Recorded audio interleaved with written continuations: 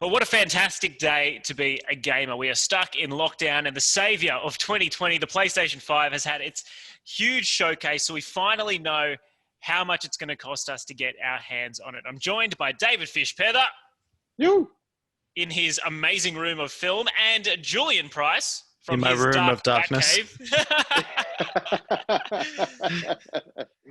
I mean, we can analyze our scenes as much as we'd like. I mean, I'm on a pretty terrible white wall here, so Fish has definitely got us beaten down pat, Jules. But we're here to talk about not what we're surrounded by now, but what we hope to surround ourselves by come November 12, which is the PlayStation 5.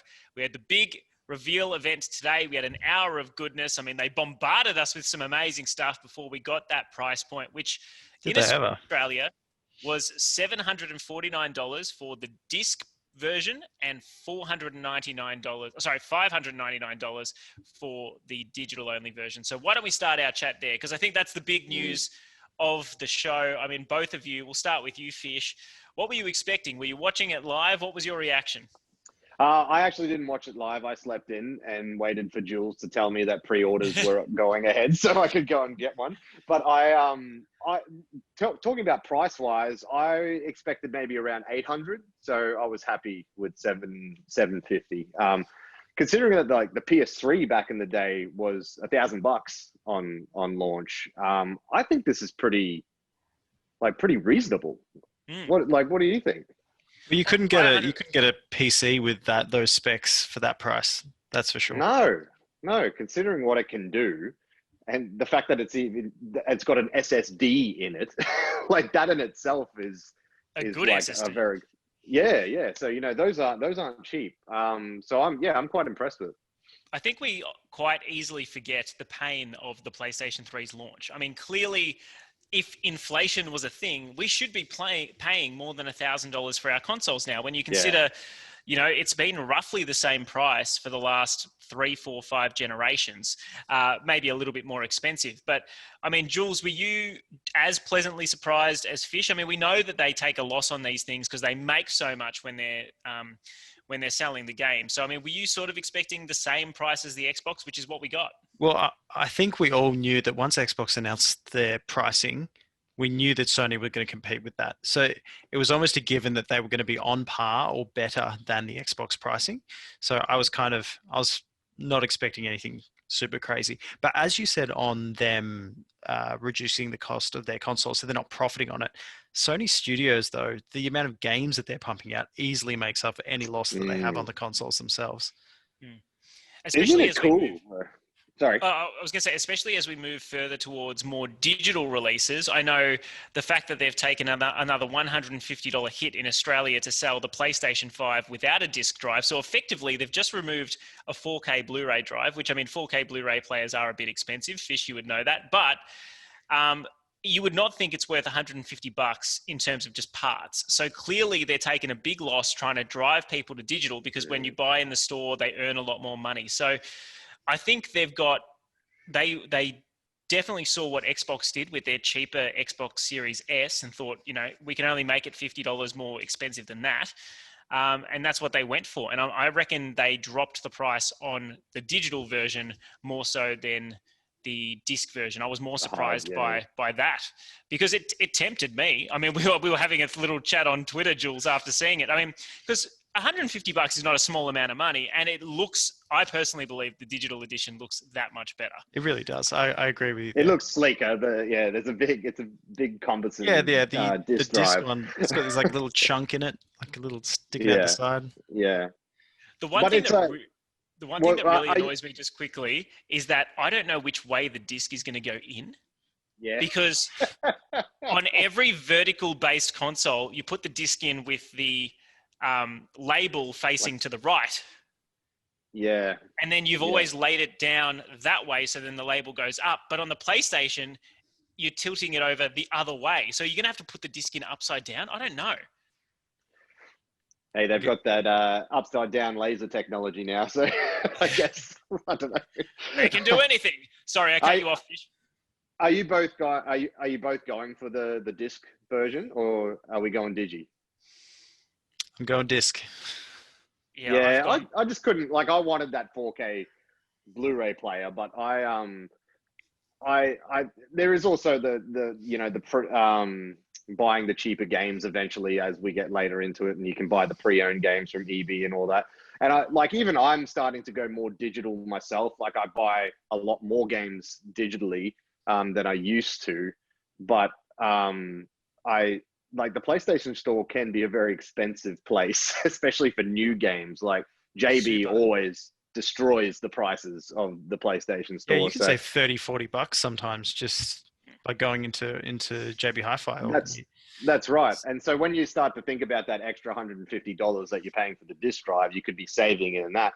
Saying that the climate of physical games in the coming years, they might start to taper off a little bit as people do start to go more digital.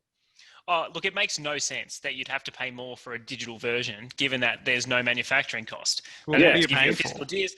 They don't have to ship it. They don't have to do anything in terms of casing or artwork. And I think they're literally just keeping the prices high to appease the retailers because they've got to keep a relationship with EB Games and JB Hi-Fi and all the rest. And I understand that. And people like still to collect the physical editions, but Yeah. clearly digital's the way to go. And I think there needs to be a bit of a balance because we're already seeing the prices at EB Games for PlayStation 5 games are expected to be around 110, 120 bucks. Yeah, man. It's and I guess it's next gen stuff, but once you start pumping over that $100 mark, it feels like, oh, okay, what? Hold on. It's a temporary price point. I think that it was the same with previous console releases. We're going to see it go down pretty quickly. But you know what? As bad as that feels, looking at that price on EB Games' website, when you go to buy The Last of Us Part 2 on PlayStation Store right now, it is literally $99. I think the better edition or whatever it is, I don't even know what you get in it, is like 119 or something. So yeah, that's the one I bought. Yeah, it's a lot of money for a digital game. And when you think about the fact that it's not easy to share, like you can't lend it to a friend, that you can't trade it in, all that sort of stuff. And like PlayStation do have some pretty good deals on their first party stuff if you're willing to wait 6 months. That's right. Yeah, they have some mad sales. And I get caught in them all the time. I've bought so many digital games that I haven't even played just because they were like 10, 20 bucks, But honestly, it's more just the convenience thing, right? Like Last of Us 2, I bought because I wanted to pre-order it. I wanted to play it the minute I could play it. I bought the deluxe digital edition just because I was excited about getting it. And now I'm like, why did I spend that extra money? Because I've got an avatar. Well, that's kind of cool, I guess. But, it was that convenience thing. But I am also a sucker for physical media, as you can see. Do you reckon? But I'm probably more movies than games. But I still like this Final Fantasy game that they've announced. I'll buy that physically because I'm a Final Fantasy guy. But whereas like some of the other games, I'd be happy to get digitally. Oh, look, I'm all for digital. If it wasn't so expensive to buy the games at launch on the PlayStation Store, I would have gone the digital discless edition. I don't really care about the backwards compatibility. I think, and it's probably a really good segue into the new PlayStation collection that they announced today, because as much as we love new games, people are always worried about how those old games are going to be treated and what services we're adding to the PlayStation 5 and PlayStation Plus. And the fact that they've announced this new collection of, I think there's roughly 20 games or something, which are going to be available. Huge. Day one, and there's some of the best games that you could hope to play. And I know for me personally, sure, I've played God of War, sure, I've played Infamous Second Son, and you get the majority of first-party games. But when you look at things that I haven't played, like Persona 5, Days Gone, Detroit Become Human, there will be something on that list that you have not played. Yeah. So it's a great value proposition when you think we're already paying for PlayStation Plus anyway. Well, considering like Persona 5 and Days Gone only really just got released in like the last year or so. So they're like two pretty new games. And you get like Fallout 4, which is huge. What a massive game. Uncharted. All right, you fanboy. But it's like, but you know what I mean? Like this, I know you can get these games cheap now, but that's just literally at your fingertips now. You can just download it. You've got them all for free. That's a full package. Yeah.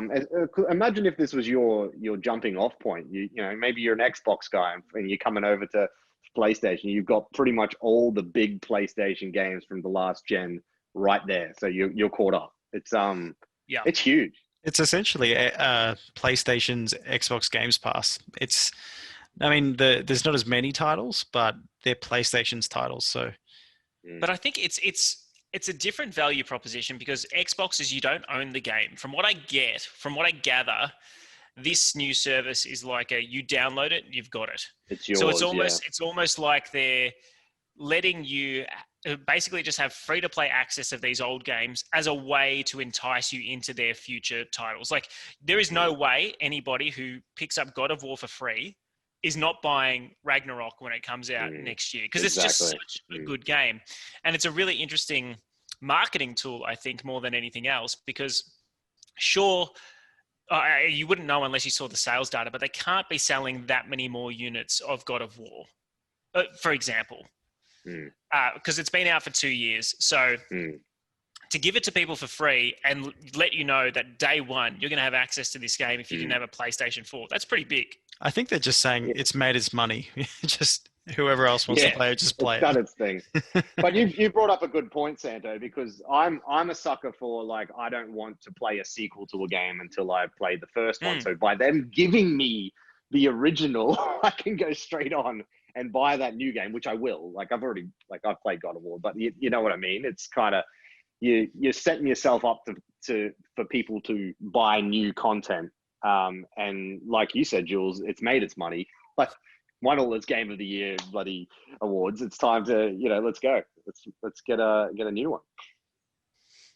How do you think? I know we're delving a bit into speculation here because obviously it's not even out, so we don't really have a good grasp on how it's going to work. But do you think it's going to be 20 games and they rotate games in and out, almost like they do the monthly titles now on PlayStation Plus? Or do you think they'll just keep adding more games to the service over time? So maybe in 2 years we get Ghost of Tsushima.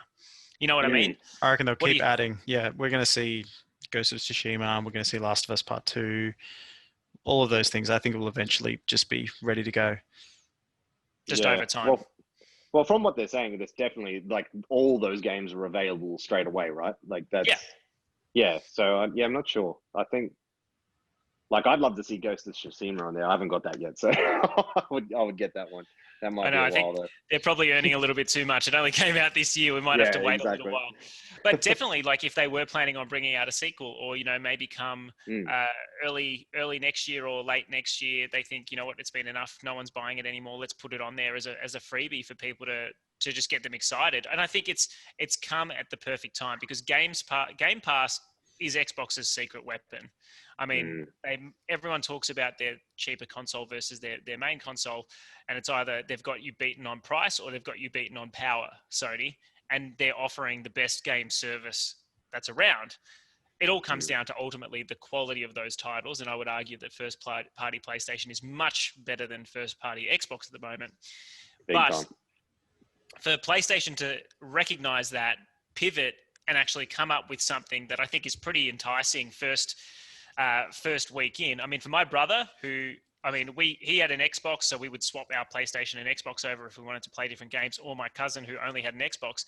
It's an instant increase in value proposition. Like absolutely. What you get for your $70 a year is incredible.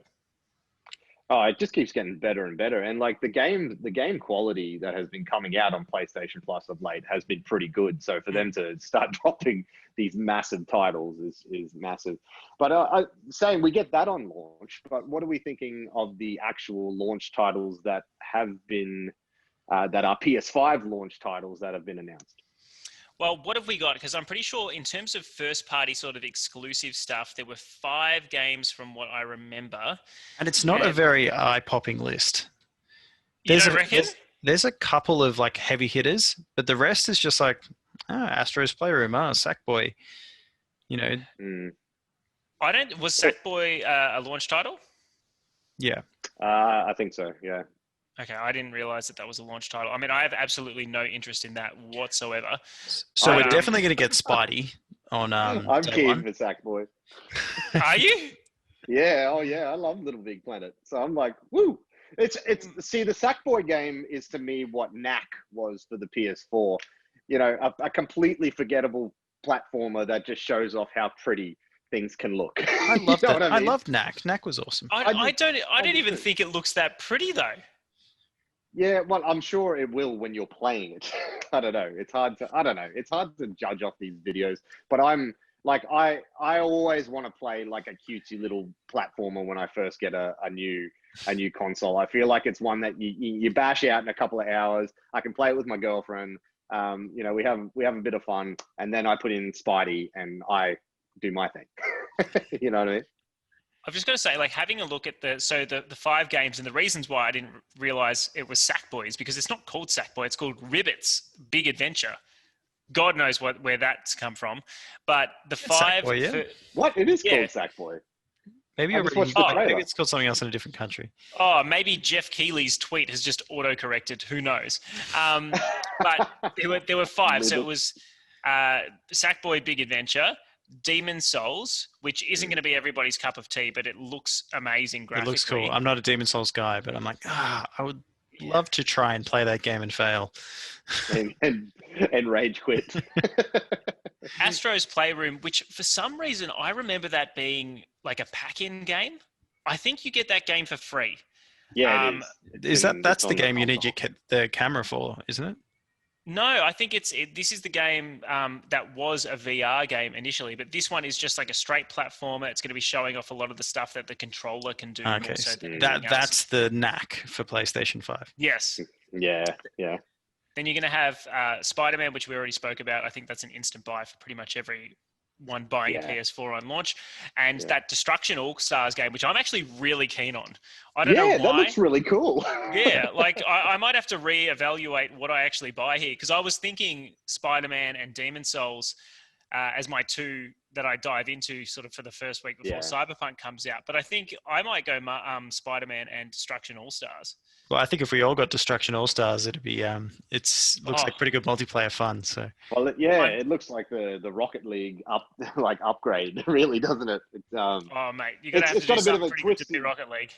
Well, yeah, but it's got it gives me Twisted Metal vibes, which is I've been waiting a long time for a new Twisted Metal game, so that looks fun.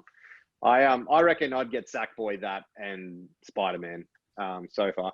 But I do also think that eventually the like the Assassin's Creed game will probably be a launch title, which I would definitely get, like a Viking Assassin's Creed. Yes, please. I'll just wait for PS5 for that. I'm really holding out for Cyberpunk, which will be the week following the launch of the PlayStation. Isn't that just a mad tease? Like, I wish it was a launch title. It's going to come out on PlayStation 4 and Xbox, but we're just going to have to wait. So it's going to be a launch. Oh, sorry, people on the new Xbox will be able to play Cyberpunk before the PlayStation 5 fanboys. Wait, just curiously, is Cyberpunk getting a PlayStation 5 Xbox Series X release, or is it just Xbox One and PlayStation 4? It's a free upgrade, yeah. Okay, cool. Because I was just wondering, I presume it's just going to be upscaled, or with better textures, or. Hold on. So when is it getting released on PS4 and the other consoles you're talking about? It still comes out on November 19, but the Xbox comes out on.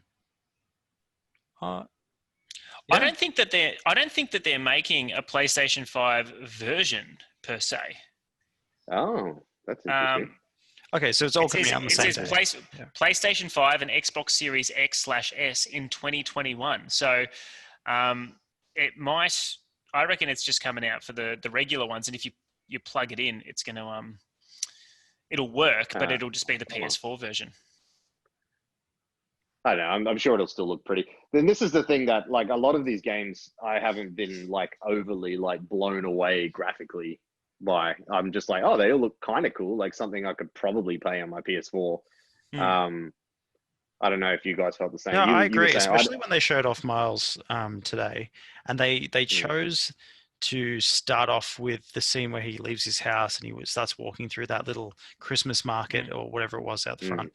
I'm like, all right, this just looks the exact same as the PS4 graphics. I was waiting for to see some extra, just some eye-popping, amazing thing.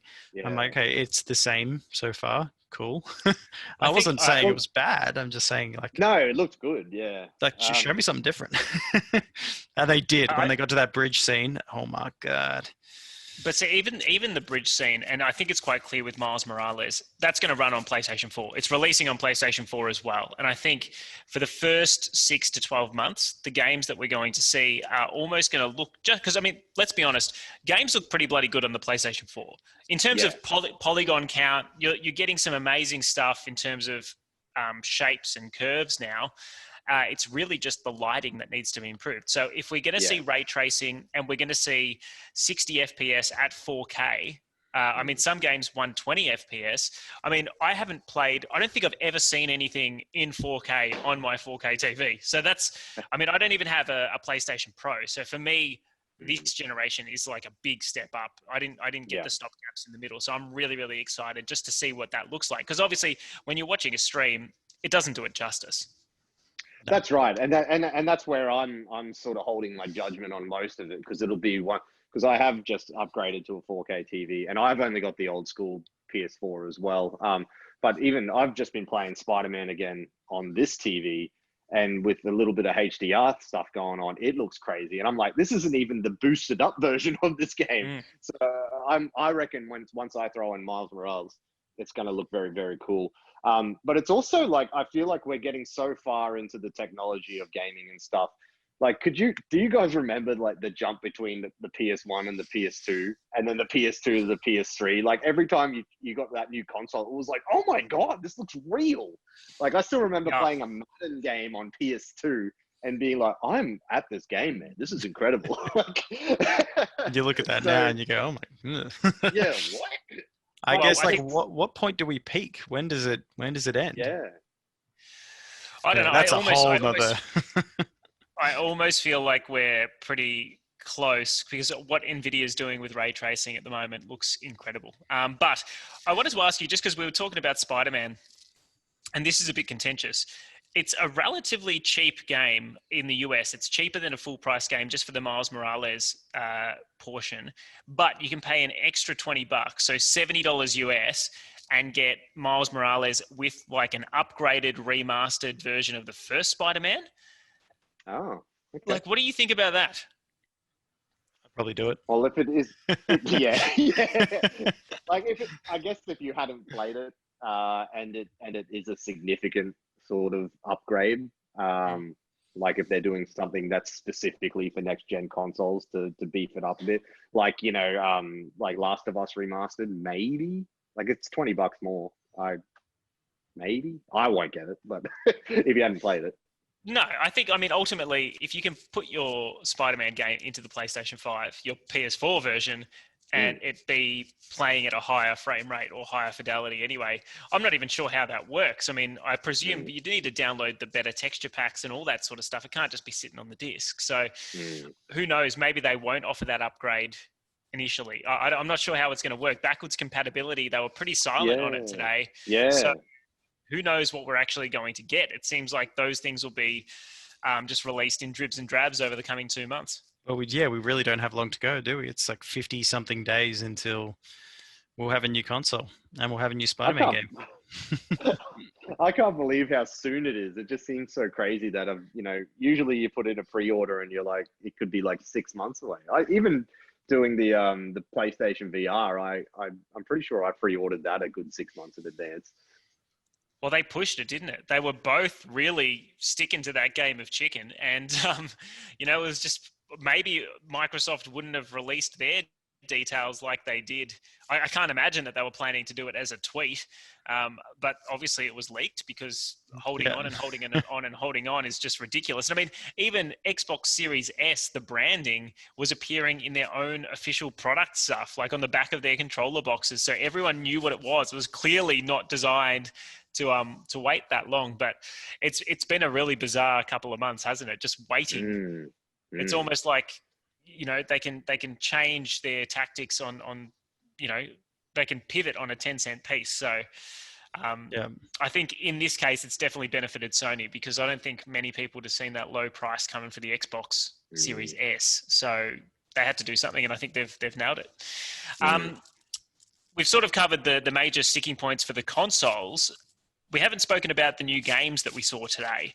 I mean, a lot of what we saw were repeats. I mean, we saw a bit more of Spider-Man, which, is pretty much what we'd expect.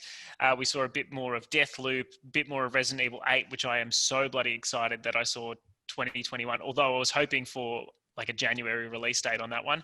But we got some new games. And we did see 20 seconds of Fortnite. We did see 20 seconds of Fortnite. Good to see that. Yeah. But like compared to their initial PlayStation showcase, even though there were doubles up in here, it's like they knew that this was their chance to sell people on games. And I mean, if you just look at the first four, I mean, I know you're a Final Fantasy guy, Fish. I've never played one, but for fans of that was huge to open with. A new Final Fantasy game, exclusive. Dude. Oh, man. I'll ask you about it in a second, but they went from Final Fantasy to Spider-Man to the new Harry Potter game, first official reveal, to Call of Duty. Like, what? I mean, just in terms of ticking all the boxes, that something in there will satisfy people. So I'm going to ask you, Fish, Final Fantasy 16. I mean, I've never played a Final Fantasy. I'm still trying to get through 7 on the Switch, the old school release. So what does 16 mean for you? Well, look, it's gone back to a more medieval sort of setting, which was the OG sort of Final Fantasy settings. And there's a lot of they're teasing a lot about these summons that are in every single game. It just looks epic as hell, and like I knew nothing about this game. I didn't even know. I've kind of been off the radar a bit lately, but like Final Fantasy VII Remake was the last big thing that they released, and I was just like, "Yay, this is the greatest thing ever!"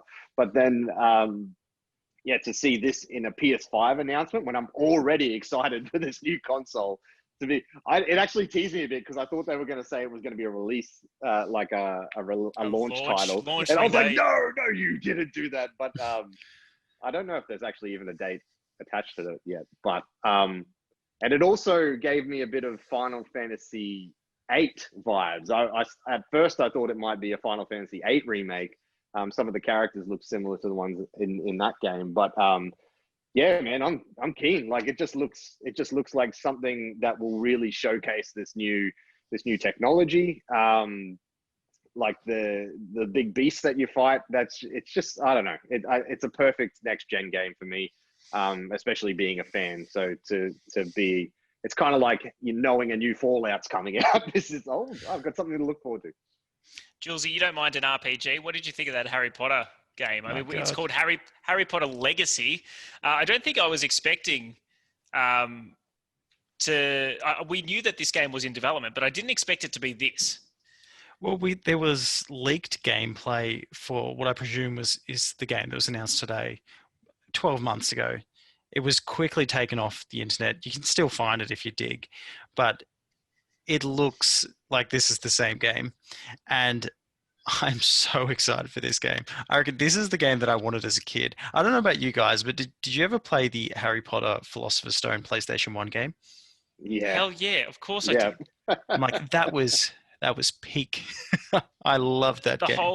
The whole reason why I still play with inverted controls is because my first game with a right analog stick was Harry Potter and the Chamber of Secrets. And from that broomstick flying at you, that's how I learned that, down is up because, you got to pull back.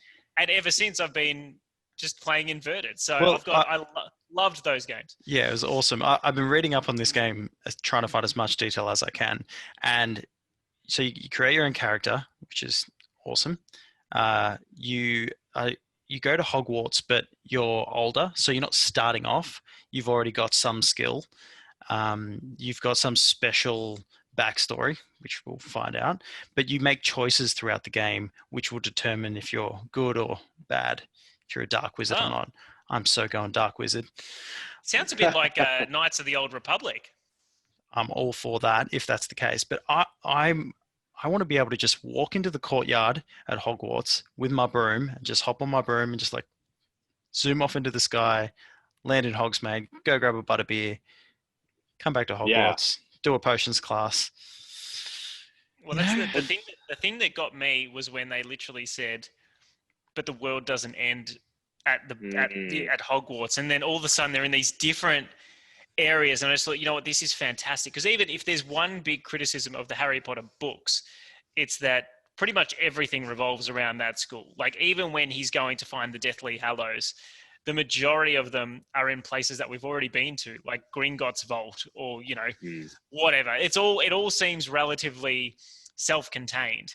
But if we can get a bit of exploration into this world and see some new creatures or new things, man, I'm all for that. Looks like there'll be some dungeon exploration and that sort of stuff from the trailer. So yeah, I'm really keen on that one. But even saying that, like there was one thing that really excited me when Lego did the Jurassic Park movies and made them into the games. It was the fact that I could walk around the scenes of my favorite movies, and I could, you could kind of look off where the camera didn't show you in the film. Whereas in this one, like the courtyard, like you said, there's the staircases, there's the dining room, like you can walk all around Hogwarts and just be in Hogwarts. Like how awesome is that for a Harry Potter fan? Like I'm not even a huge Harry Potter fan, but that excited me. And it actually has surprised me that it's taken them this long to make a game like this. It reminded me a lot of the Last Jedi, that Jedi game that came out last year. It was kind of like, along those sort of lines. And it's just like a massive fan service and it's such a rich world. And like I said, the movies themselves is already set up enough, but then to get extra, like you're saying, Santo, like, man, it's just a nerdgasm for a Potterhead. Absolutely, it is. I mean, the rest of what we got was relatively straightforward. I mean, when you think we'd already seen Resident Evil 8, we'd already seen Deathloop, which we know has been delayed. Devil May Cry 5 was a nice little announcement, especially given that it's going to be running in 120 hertz. But obviously, that's an old game remastered. Oddsworld, I mean, my friend texted me when this was on saying, mate, this is the game that just refuses to die because I don't know anybody that likes Oddsworld, but for some reason it's got this cult following that just keeps getting new releases. Abe's Odyssey was great, but I didn't realize there was more after that. There was a few other. I think maybe we discussed this recently, Fish, but I have not played any of the new Abe's Odyssey titles or anything like that. I've only played the PlayStation 1 games. Yeah, and it was good. They were great games. Like I have to admit, I was excited to see Oddworld. I'm like, oh, like Abe, and then I'm like, hold on, what is this though? I don't really understand what it is. It still looks like the same game. It's like a platformer. Yeah. But if you're talking about games that are, being sold for PlayStation 5 that don't look all that impressive, that's the one for me. That one really drags it down. It's just like, it's a huge generational leap forward. And then you actually stop and watch that gameplay and you're like, why does this look so terrible? Anyway, I don't want to linger on that too long because I actually don't know how many people are that excited for that game. But I mean, besides that, all we really got was an extended look at Demon Souls, which I know so many people were losing their mind over. It does look fantastic. That's a big, Although a little bit stiff in terms of their animation. I feel like they've kept that, but just given it a new lick of paint. A bit of Fortnite, Five Nights at Freddy's got a new game, and then the big one to end it, which was the tease for God of War Ragnarok, which, I mean, I was hoping for this entire bloody time. So I was really, really stoked to see it. And I've got to say, we thought Nintendo had a really good first year with the Switch. I mean, between Mario, Breath of the Wild, Splatoon, ARMS, and Smash came soon after. But PlayStation is really setting this up. If you think about it, they're going to have a Spider-Man game. They've got a Sackboy game. We know that Horizon is coming. And given that that's another one of the games that's releasing on PlayStation 4 as well, I would almost put some money on the fact that I reckon it's going to be early next year. Yeah, it won't be far off. Ratchet and Clank and God of War, all presumably within a year of release. That's an incredibly strong first year out the gates. Massive. Yeah, and there's probably a lot that we don't know as well. Yeah. So they're good at holding their cards, keeping them to themselves. I think they've done a phenomenal job just sort of setting this up to give you a reason why to buy a PlayStation 5, even though you can still get Miles Morales and Horizon on PlayStation 4. I think for people like us, especially who don't have a Pro, there's no reason not to upgrade. Like, this is your chance. Just jump on it. You get this new console, you get caught up in the hype. And I mean, I was right there. This morning, I could not have been more excited. It went from like sheer excitement to sheer panic as everyone Yeah. started wondering where the hell are these pre-orders going to come from. Like no one said it was going to be tomorrow. There was just no order to it. JB Hi-Fi sent me an email at 9:11 in the morning. Like clearly they were not prepared. It was just Oh, you Yeah. actually got an email? yeah. I feel like EB kind of dropped the ball a bit there with their pre-orders, especially the people that signed up for be the first to know about our our pre-orders. I didn't get an email or anything. I still haven't got one. The only reason I knew was because you told me, Jules, and I was like, all right, get on it. And this was the thing. Like they've pre-orders have like sold out across the world. Like how like this happened with the PS4.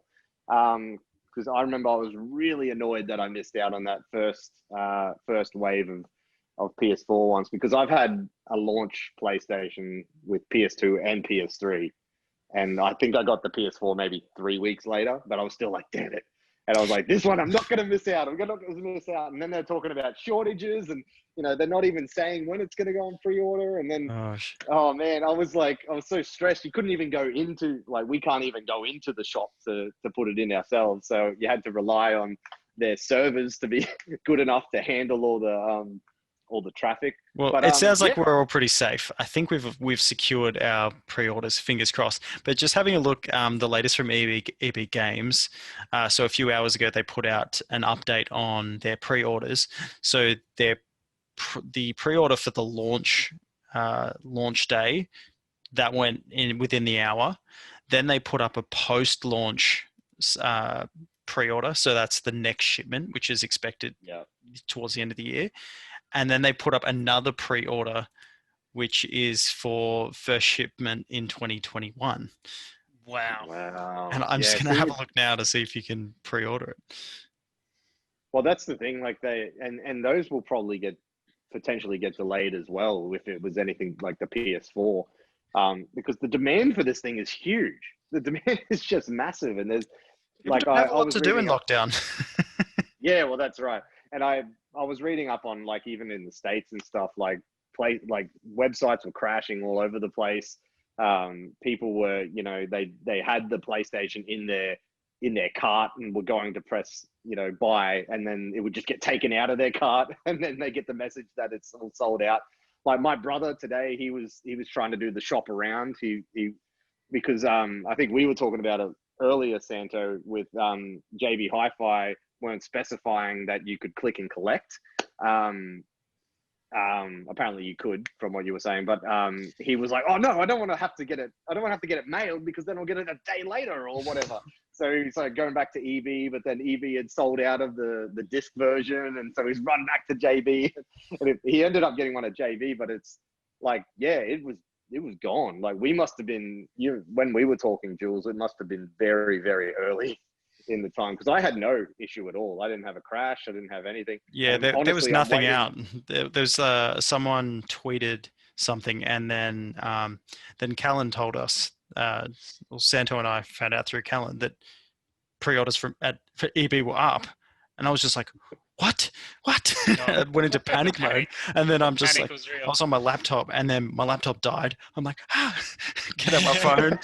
My password wasn't working, so I had to check out as a guest. And I'm like, oh my God. I was literally, my hands were literally shaking. I was like, it's going to work. It's going to work. Don't crash on me. Don't crash on me. And then it just worked. And I'm kind of like, now I'm still waiting for the, what actually, is this real? Like, did you not get a confirmation email? I did. But even that, I still don't trust it. Yeah.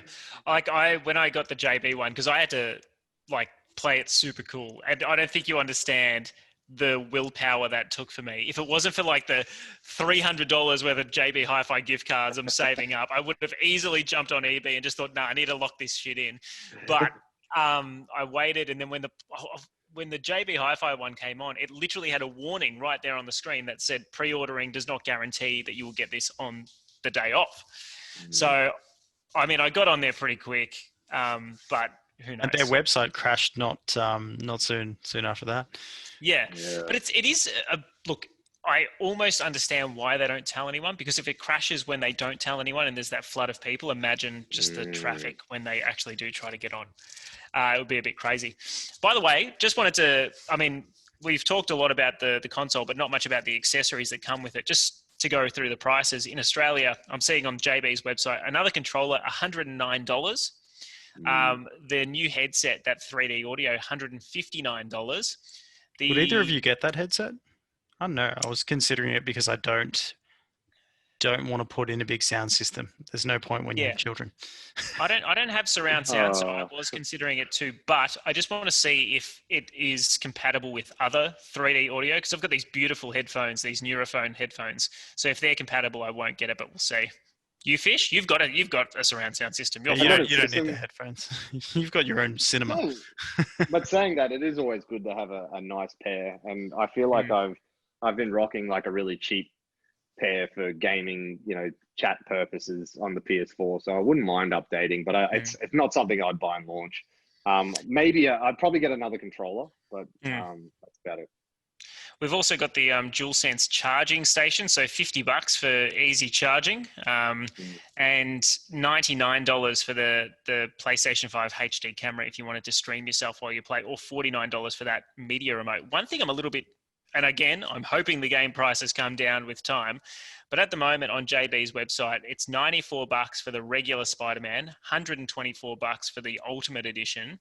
Demon's Souls is $124. So is that Destruction All-Stars. So that's not just $100.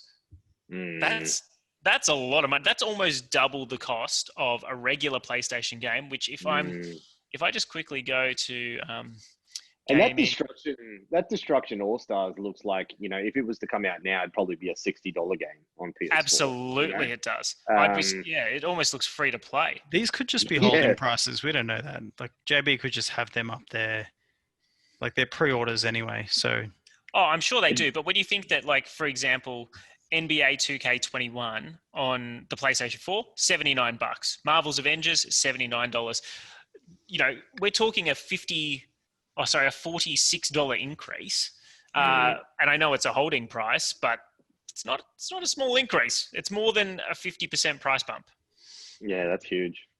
And especially considering those games will just be, upscaled PS4 games, for the most part, at least. Like I feel like NBA shouldn't be over $100 when there's a PS4 version of it. Although saying that, the PS4 version that came out with the NBA PS4 version, launch version, looked really, really pretty compared to the PS3 one. So it might be cool. Any parting thoughts, boys, before we wrap up the show? I'm just glad I got a pre-order. God. God. Can sleep easy tonight. It was like when I tried to get Force Awakens tickets at IMAX. Oh my God. Man, when I called you this morning, Fish, and you didn't answer, I'm like, oh my God, he's going to miss out. So I'm glad you did. I think the relief and the excitement is testament to how well they've done in terms of hyping us up for this. I mean, console launches are always big. I always get excited for them, but I love console launches. For some reason, this one's been something special. And I think it's actually testament to what Sony's done in that they actually haven't focused on third-party stuff almost at all. I know we got a bit of Call of Duty today, and not everything they show is an exclusive, but, we haven't been seeing the moves like Xbox has pulled to try and get like an Assassin's Creed. They don't need to partner with third parties because that they can rely on the strength of their first parties. And if anything, the fact that you don't see third parties just makes you think, holy shit.